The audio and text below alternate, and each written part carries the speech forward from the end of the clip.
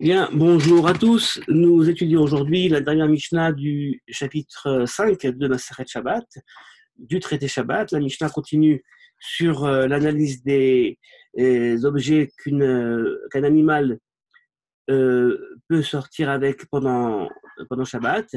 Pour rappel, deux critères pour l'instant sont là. Premier critère, on ne mettra pas sur un animal quelque chose qui sera considéré comme un massa, comme un fardeau, quelque chose donc qui va euh, entraver la shvita de Behema, le repos de l'animal pendant Shabbat. Et deuxième point, on ne mettra pas non plus quelque chose qui va peut-être tomber pendant Shabbat dans le domaine public et le propriétaire de l'animal donc aura la tentation de le porter, de le relever et donc de transgresser l'interdit euh, de porter dans un domaine public pendant Shabbat. Donc la Mishnah continue et nous ramène donc des cas liés à différentes sortes d'animaux que nous allons maintenant analyser. Commençons donc notre Mishnah. En chamor yotse bemardat bisman she'enak shuralo. Un âne ne sortira pas avec une selle, un tapis de selle sur son dos, donc si ce dernier n'est pas attaché à lui avant Shabbat. La Mishnah avait déjà travaillé ce cas-là dans la Mishnah précédente et le reprend maintenant. Pourquoi le reprendre? Ce n'est pas clair. Est-ce uniquement pour des raisons d'exposition, d'exposer, ou alors il y a ici une nouveauté? A priori, il n'y a pas ici de nouveauté. C'est quelque chose qui a déjà été dit dans la Mishnah donc précédente. Et, euh, et donc, on n'a pas vraiment de compréhension. A priori, c'est donc pour un tapis pour le réchauffer, euh, comme nous l'avons déjà dit donc dans la Mishnah précédente. Vélo Bezog, Afalpish ou Pakouk, et l'âne ne sortirait pas non plus avec une clochette, même si cette clochette, eh bien, c'est le battant, donc le petit bout de fer qui donc crée le bruit, eh bien, est bloqué avec un tissu ou avec quelque chose donc, qui fait que la clochette ne fera pas de bruit pendant Shabbat. La clochette, c'était sans doute pour savoir où est cet animal.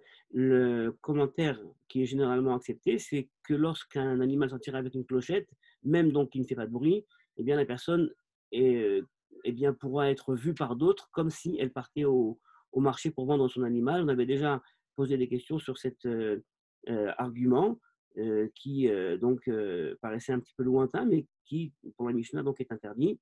Velo Besoulam chez Betsavaro, un âne ne sortira pas non plus avec une échelle attachée à son, euh, à son cou. Regardez l'illustration des Mishnot Mouyarot. Donc, ça, c'est la Mardaat, vous voyez, c'est la clochette. La Zog Pakouk, la clochette donc est bouchée. Le Soulam, vous voyez, c'est une échelle qu'on mettait donc sur le cou de l'animal. Alors, pourquoi on mettait une échelle sur le cou de l'animal? Eh bien, ce n'était pas pour transporter l'échelle, mais c'était en fait essentiellement pour conserver le cou droit, afin que si l'animal est une blessure, eh bien, il n'ait pas la tentation de se gratter avec sa tête et ainsi donc animer et envenimer donc la blessure. Donc c'était quelque chose qui était lié au monde de la refoua, au monde donc de la médecine, donc de faire attention à l'animal. Eh bien, on ne le fera pas pendant Shabbat. La Mishnah continue, velo beretsua chez Al-Raglo, et on ne mettra pas non plus une retsua, c'est-à-dire un bandage, une lanière à la patte de l'animal, également pour des considérations, je dirais, médicales, afin que s'il y a ici une blessure, l'animal ne vienne pas à frotter ses deux pattes, afin donc pour, on va dire, se gratter, pour peut-être donc atténuer le mal. Et donc, dans ce cas-là, la Mishnah donc interdit. La Mishnah continue et nous dit, donc ça on l'a vu, et nous dit, on passe donc maintenant, on l'a vu. La Mishnah passe à présent donc au statut des poules et des coqs. Tarnégolim, ça peut être les poules comme les coqs, femelles comme mâles dans la Mishnah. Venin tarnégolim yotzim bechutin. Les poules, donc les coqs, ne sortiront pas avec un fil distinctif. On imagine bien une cour avec beaucoup d'animaux, beaucoup de coqs.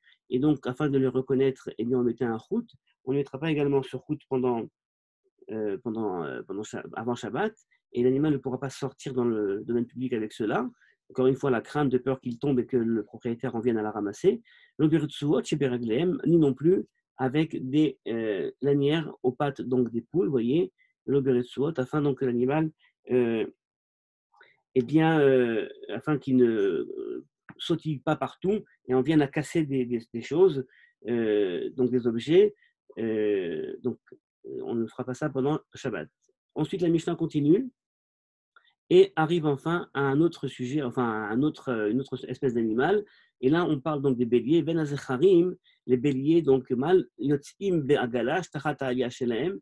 Les béliers ne sortiront pas avec un chariot sous la queue. Alors, à l'époque de la Mishnah, comme nous le dit le professeur Safraï, la queue des béliers était bien plus conséquente, bien plus grande. Et donc, certaines fois, eh bien, on pouvait en arriver à ce que le bélier se blesse ou alors se blesse avec des pierres. euh, et donc, on voulait, vous voyez, c'est ainsi que ça se passe. On ne mettait pas dans une sorte de chariot comme ça pour protéger la queue. Et on ne le fera pas également pendant Shabbat. Enfin, l'animal ne sortira pas avec cela pendant Shabbat.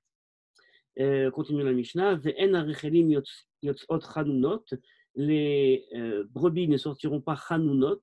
Le mot chanoun vient vraisemblablement, selon la Gemara, d'un arbre qui s'appelait Yachnoun, un arbre qui avait une certaine propriété qui était celle qui, lorsqu'on introduisait un petit bout de cet arbre-là dans le nez, dans le museau de la brebis, eh bien, cela la faisait éternuer.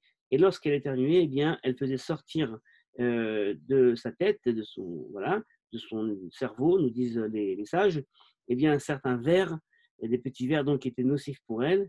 Et donc, on ne fera pas sortir cet animal avec ça pendant Shabbat. Ça ne se faisait que pour les brebis, parce que pour les mâles, eh bien, vraisemblablement, le fait de certaines fois être agressif et de vouloir encorner et de faire des batailles de cornes, eh bien, avait le même effet. La Mishnah continue. Ve'en egel yotse begimon. Le egel, donc le veau ne sortira pas avec un guimon. Le guimon, vous voyez, c'est une sorte de joug comme ça qu'on posait sur le cou, sur la nuque de l'animal pour l'habituer eh bien, à travailler avec la tête baissée, essentiellement un travail de choresh, c'est-à-dire un travail qui constituait donc à faire des sillons. Et donc, on ne sortirait pas avec ça pendant Shabbat. Rappelez-vous encore une fois, soit parce que c'est un fardeau pour l'animal, sans doute, ou soit parce que si ça tombe, le propriétaire pouvait eh bien, le relever. Vélo para beor akupad, et une para ne sortira pas non plus avec sur ses mamelles, sur ses pieds, de la peau de hérisson. C'était une façon en fait d'éviter que des animaux, des shratzim, donc des vermines ou des serpents ou d'autres animaux viennent à téter le pied de la vache, soit pendant qu'elle était dans l'eau, soit lorsqu'elle dormait. Et donc, on mettait ces choses-là qui étaient donc piquantes et qui empêchaient donc une possibilité donc de téter le pied. La Mishnah continue. Vélo beretsua chez Ben Karnea, et on ne mettait pas non plus une retsua, une lanière entre ses cornes. Alors, cette lanière entre ses cornes, eh bien, elle était soit pour la garder, mais c'est considéré comme étant quelque chose qui est interdit parce que c'est une garde supplémentaire qui est trop donc, euh, pour Shabbat. Donc, on ne la mettait pas. Et la Mishnah finit avec une petite anecdote concernant la vache de Rabbi Elazar ben Azaria. Parato chez Rabbi Elazar ben Azaria, Aïta Yotzet Beretsua chez Ben Karnea, chez l'Oberson Chachamim.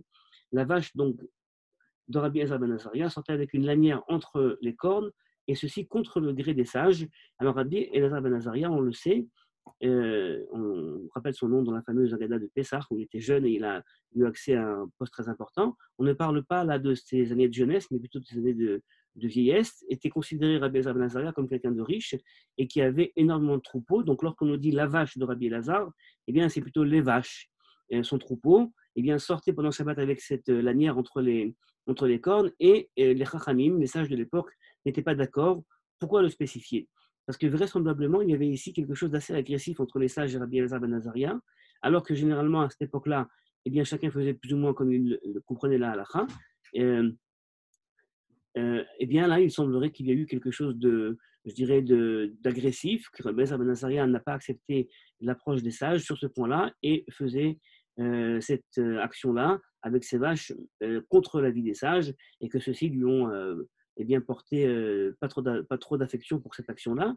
La tradition talmudique va essayer de contourner ce problème en nous disant qu'en fait, ce n'était pas vraiment la vache de Rabbi Elazar ben Azaria, mais plutôt la vache de son voisin. Et comme il avait un rôle d'éducateur et surtout de leader, eh bien, il n'a rien dit à son voisin. Et c'est pour cela que les sages, eh bien, lui en auraient voulu. Et donc, on crée cette polémique assez importante. Voilà pour notre dernière Mishnah du chapitre 5. Nous commencerons aussi, Dieu veut, demain, le chapitre 6 du traité Shabbat. Soyez avec nous.